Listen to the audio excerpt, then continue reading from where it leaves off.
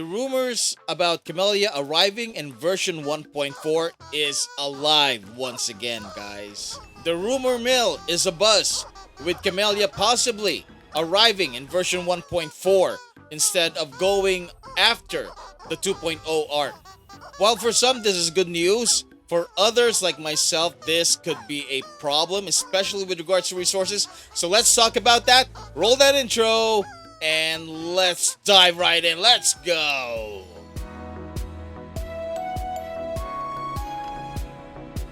Yo, kamusta sa inyong lahat? Hello everyone! In this video, we are gonna be talking about rumors about Camellya arriving in version 1.4 and potential problems that we are facing, especially in terms of the in-game economy, and particularly with regards to resources to ascend her and her echoes, and her weapon as well. Note that information in this video can be researched on the internet. I'm not gonna include any links. And since this is unconfirmed yet by Kuro Games, please do take these information with a grain of salt. Ibig sabihin, wag masyadong ma-excite until i-confirm ng Kuro Games.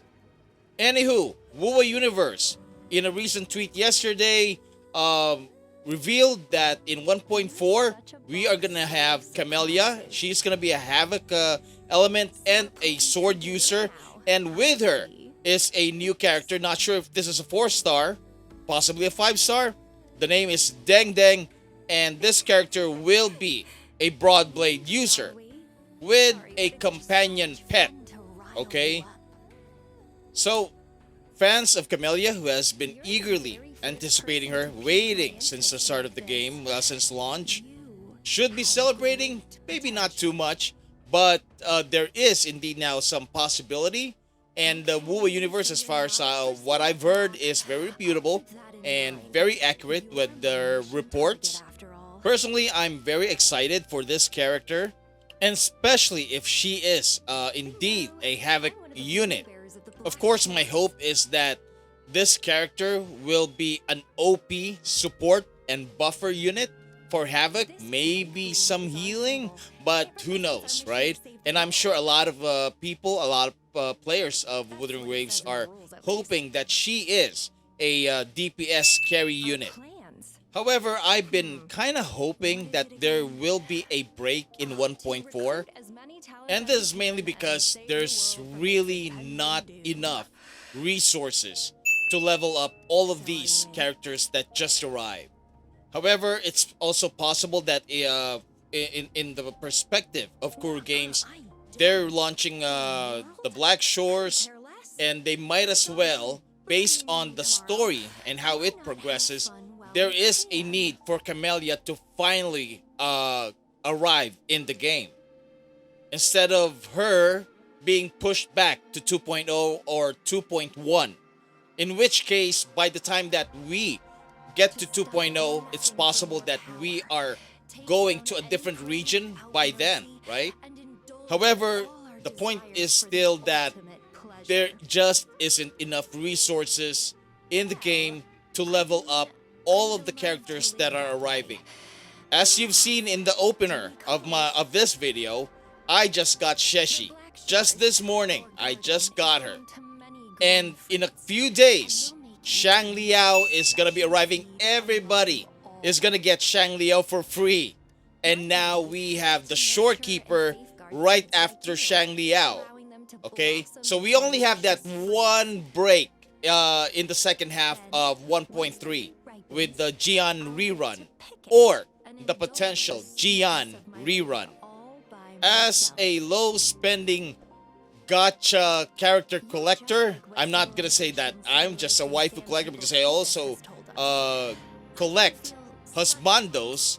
So this is kind of difficult because I have all these characters now, and I just don't have enough resources to level them all up.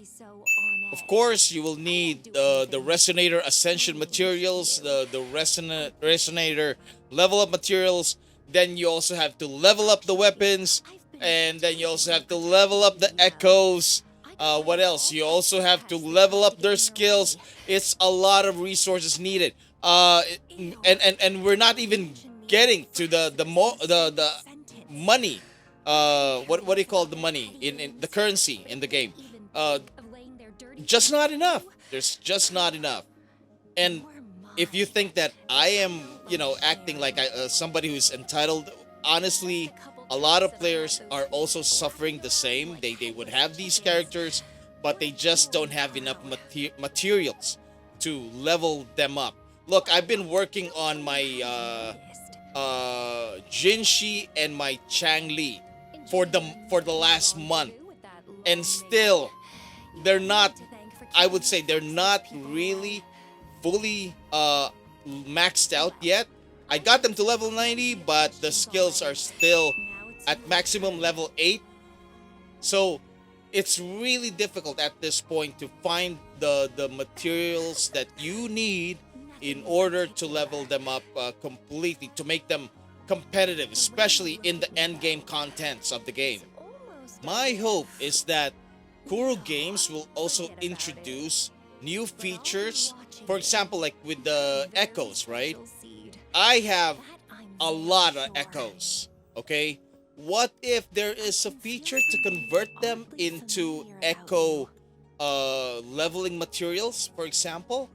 Let's say 5 gold echoes could be converted into a blue resonant echo material, right?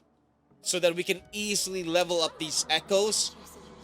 And then you also have like the addition of more events where we could get more materials for our resonators and our weapons.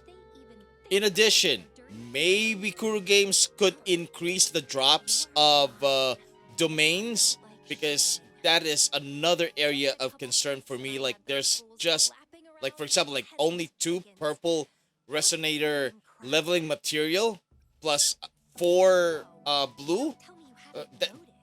That's just ridiculous. We need an increase in drops.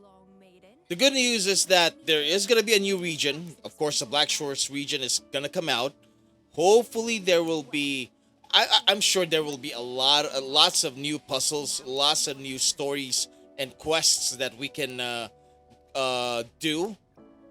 But still, at this point, it's really impossible to completely level up your characters and become competitive, especially in the end game content. If the drops is only very minimal, there's not enough events, and there aren't any other mechanics in order to convert existing materials that we don't necessarily use into materials that we can use to level up our resonators. Anyways, do you agree with me with my opinion about the resources in the game for upcoming resonators? Leave it in the comments. Also, don't forget to subscribe to the channel, hit that notification button. Also, leave a like if you enjoyed this video, if you find it helpful and whatnot. And then I will see you in the next one. Thank you so much for watching. Paalam. Bye-bye.